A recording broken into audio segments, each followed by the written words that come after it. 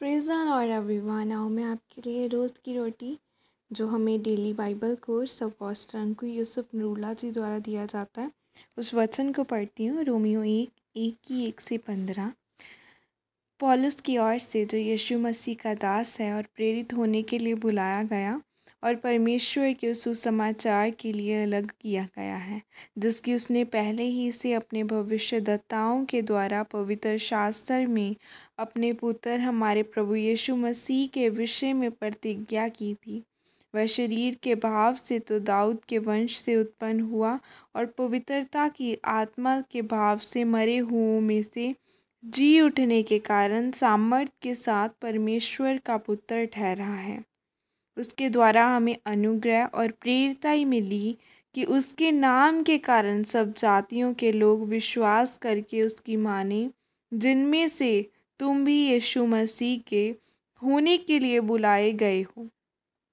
उस सब के नाम जो रोम में परमेश्वर के हैं, प्यारे हैं और पवित्र होने के लिए बुलाए गए हैं। हमारे पिता परमेश्वर और प्रभु यीशु मसीह की ओर से तुम्हें अनुग्रह और शांति मिलती रहे। धन्यवाद की प्रार्थना। पहले मैं तुम सब के लिए यीशु मसीह के द्वारा अपने परमेश्वर का धन्यवाद करता हूँ, क्योंकि तुम्हारे विश्वास की चर्चा सारे जगत में हो रही है। परमेश्वर जिसकी सेवा में अपनी आत्मा से उसके पुत्र के सुसमाचार के विषय में करता हूँ, वही मेरा गवाह है कि मैं तुम्हें किस प्रकार लगातार स्मरण करता रहता हूँ और नित्य अपनी प्रार्थनाओं में विनती करता हूँ कि किस रीति से अब तुम्हारे पास आने की मेरी यात्रा परमेश्वर की इच्छा से सफल हो, क्योंकि मैं तुमसे मिलने की लालसा करता हूँ कि मैं तुम्हें कोई आत्मिक वरदान दूँ जिससे तुम स्थिर हो जाओ, अर्थात यह कि जब मैं तुम्हारे बीच में हूँ तो हम उस विश्वास के द्वारा जो मुझ में है और तुम में है एक दूसरे से प्रोत्साहन पाए। हे भाइयों, मैं नहीं चाहता कि तुम इससे अनजान रहो कि मैं ने बार बार तुम्हारे पास आना चाहा कि जैसा मुझे दूसरे अन्य जातियों में फल मिला वैसा ही तुम में भी मिले, परंतु अब तक रोका गया। मैं यूनानियों और अन्य भाषियों और बुद्धिमानों और निर्बुद्धियों का कर्जदार हूँ। अंत मैं तुम्हें भी जो रोम में रहते हैं सुसमाचार सुनाने को भरस तैयार हूँ। आमीन। भजन संहिता 1। धर्मी और दुष्ट मनुष्य।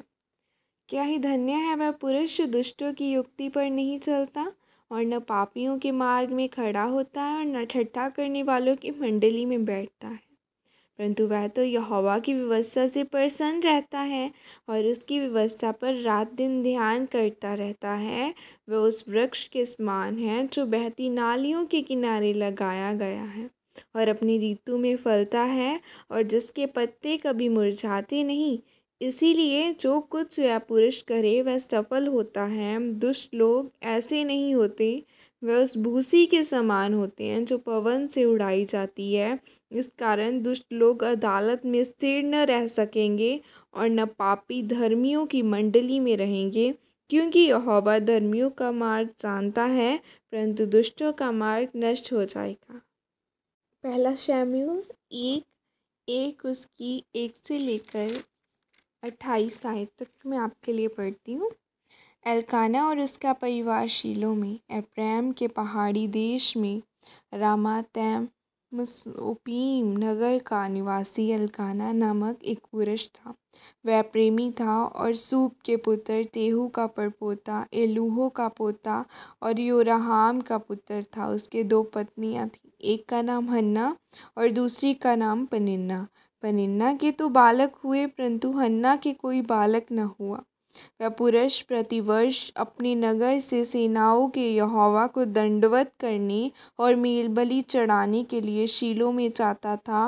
वहाँ होपनी और पनिहास नामक एली के दोनों पुत्र रहते थे, जो यहोवा के याजक थे। जब जब एल्काना मेलबलि चढ़ाता था, तब तब वह अपनी पत्नी पनिन्ना और उसके सब बेटे बेटियों को दान दिया करता था, परंतु हन्ना को वह दूना दान दिया करता था क्योंकि वह हन्ना से प्रीति रखता था। तो भी यहोवा ने उसकी कोख को बंद कर रखी थी, परंतु उसकी सौत इस कारण से कि यहोवा ने उसकी कोख बंद कर रखी है, उसे अत्यंत चिढ़ाकर कुढ़ाती रहती थी।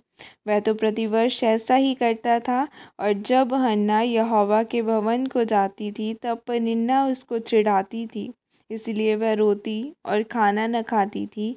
इसीलिए उसके पति एल्काना ने उससे कहा, हे हन्ना, तू क्यों रोती है और खाना क्यों नहीं खाती, और तेरा मन क्यों उदास है? क्या तेरे लिए मैं 10 बेटों से भी अच्छा नहीं हूँ? हन्ना और एली। तब शीलो में खाने और पीने के बाद हन्ना उठी, और यहोवा के मंदिर में चौखट के एक बाजू के पास एली याजक कुर्सी पर बैठा हुआ था। वह मन में व्याकुल होकर यहोवा से प्रार्थना करने और बिलख बिलख कर रोने लगी, और उसने यह मन्नत मानी, हे सेनाओं के यहोवा, यदि तू अपनी दासी के दुख पर सचमुच दृष्टि करे और मेरी सुधि ले, और अपनी दासी को भूल न जाए और अपनी दासी को पुत्र दे, तो मैं उसे उसके जीवन भर के लिए यहोवा को अर्पण करूँगी, और उसके सर पर छुरा कभी नहीं फिरने न पाएगा। जब वह यहोवा के सामने ऐसी प्रार्थना कर रही थी, तब एली उसके मुंह की ओर ताक रहा था। हन्ना मन ही मन कह रही थी, उसके होठ तो हिलते थे परंतु उसका शब्द न सुन पड़ता था। इसीलिए एली ने समझा कि वह नशे में है। तब एली ने उससे कहा, तू कब तक नशे में रहेगी? अपना नशा उतार। हन्ना ने कहा, नहीं हे मेरे प्रभु, मैं तो दुखिया हूँ। मैंने न तो दाख मधु पिया न मदिरा। मैंने अपने मन की बात खोलकर यहोवा से कही है, अपनी दासी को ओशी स्त्री न जान। जो कुछ मैंने अब तक कहा है वह बहुत ही शोकित होने और चिढ़ाई जाने के कारण कहा। एली ने कहा, कुशल से चली जा, इज़राइल का परमेश्वर तुझे मन चाहा वर दे। उसने कहा, तेरी दासी तेरी दृष्टि में अनुग्रह पाए। तब वह स्त्री चली गई और खाना खाया, और फिर उसका मुंह फिर उदास न रहा। शमूएल का जन्म और अर्पण। वे सवेरे उठ यहोवा को दंडवत करके रामा में अपने घर लौट गए। एल्काना अपनी स्त्री हन्ना के पास गया, यहोवा ने उसकी सुधि ली। तब हन्ना गर्भवती हुई और समय पर उसके एक पुत्र हुआ, और उसका नाम शमूएल रखा, क्योंकि वह कहने लगी, मैंने यहोवा से मांगकर इसे पाया है। फिर एल्काना अपने पूरे घराने समेत यहोवा के सामने प्रतिवर्ष की मेलबलि चढ़ाने और अपनी मन्नत पूरी करने के लिए गया। परंतु हन्ना अपने पति से यह कहकर घर में रह गई, जब बालक का दूध छूट जाएगा तब मैं उसको ले जाऊंगी, और वह यहोवा को मुँह दिखाए और वहाँ सदा बना रहे। उसके पति एल्काना ने उससे कहा, जो तुझे भला लगे वही कर। जब तक तू उसका दूध न छुड़ाए तब तक यही ठहरी रह। केवल इतना है हो कि यहोवा अपना वचन पूरा करे। इसीलिए वह स्त्री वहीं घर पर रह गई और अपने पुत्र के दूध छूटने के समय तक उसको पिलाती रही। तब उसने उसका दूध छुड़ाया, तब वह उसको संग ले गई और 3 बछड़े और एपा भर आटा, कुप्पी भर दाख मधु भी ले गई, और उस लड़के को शीलो में यहोवा के भवन में पहुंचा दिया। और उस समय वह लड़का ही था, और उन्होंने बछड़ा बलि करके बालक को एली के पास पहुंचा दिया। तब हन्ना ने कहा, हे मेरे प्रभु, तेरे जीवन की शपथ, हे मेरे प्रभु यहोवा, प्रभु, मैं वही स्त्री हूँ जो तेरे पास यही खड़ी होकर यहोवा से प्रार्थना करती थी। यह वही बालक है जिसके लिए मैं प्रार्थना करती थी। यहोवा ने मुझे मुँह मांगा वर दिया, इसीलिए मैं भी उसे यहोवा को अर्पण कर देती हूँ, और यह अपने जीवन भर यहोवा का ही बना रहे। तब उसने वहीं यहोवा को दंडवत किया। आमीन।